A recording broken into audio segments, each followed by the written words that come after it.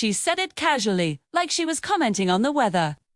We were standing in the kitchen, late evening light slicing across the counter, her phone glowing in her hand. She didn't look at me when she said it. Just stirred her tea. Slow circles, porcelain clinking softly. "You should try dating my sister," she said. A pause. "You're both so boring together." The word boring hung there, heavy, deliberate. I remember the sound my own breath made, controlled quiet.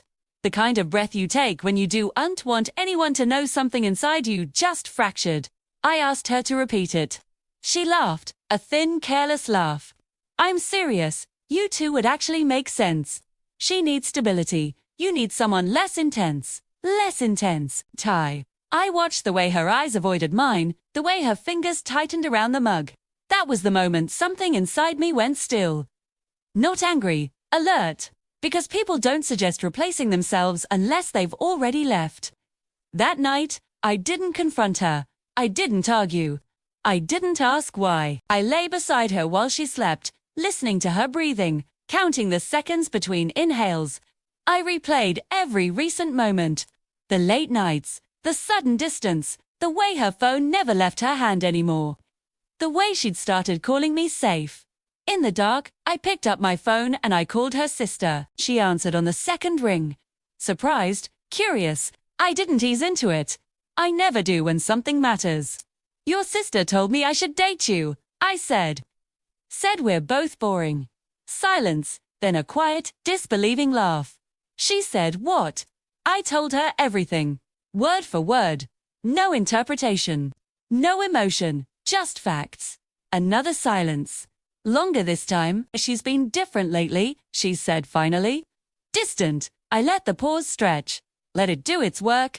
"Maybe we should talk," I said. "In person," she agreed.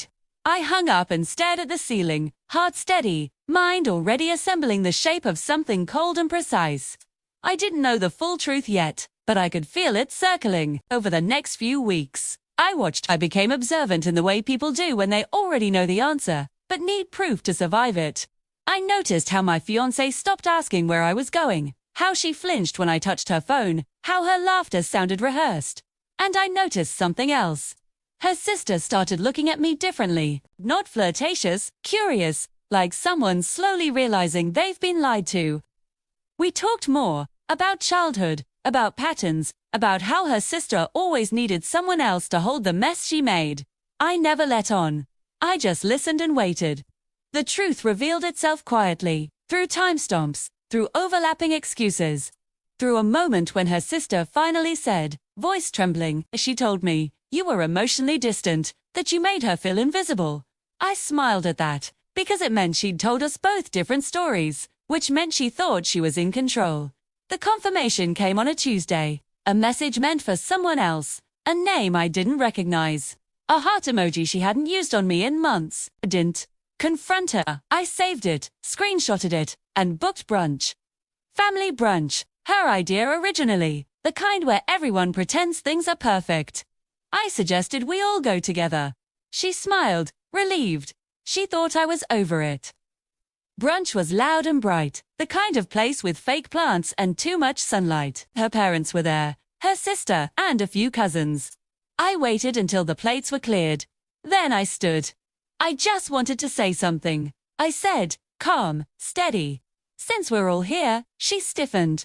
Her sister looked at me, eyes searching. "I want to thank you," I continued, turning slightly toward my fiancé, "for encouraging me to explore something better for myself." Confusion rippled across the table. I turned to her sister. "And I want to thank you for being honest with me, even when it was uncomfortable." Silence. Then I reached into my pocket and placed my phone on the table. Screen up, messages visible. Dates, times, words that didn't belong to me. Ty, I thought everyone should know, I said softly, that this relationship ended weeks ago. I just didn't realize it yet. Her face drained of color. She opened her mouth. Nothing came out. Her sister stood slowly, eyes wet, voice steady. "You told me he was the problem," she said. "You told me you were trying to fix things." The table felt like it was tilting. I stepped back. "I'm done," I said. With all of it. Then I picked up my coat and walked out. I didn't feel triumphant. I didn't feel angry. I felt clean, like something rotten had finally been cut away.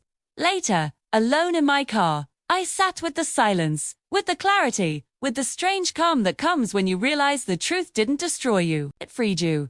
She texted, called, cried. I didn't answer. Because the moment she suggested replacing me, she told me everything I needed to know. And when I finally walked away, I didn't lose her. I got myself back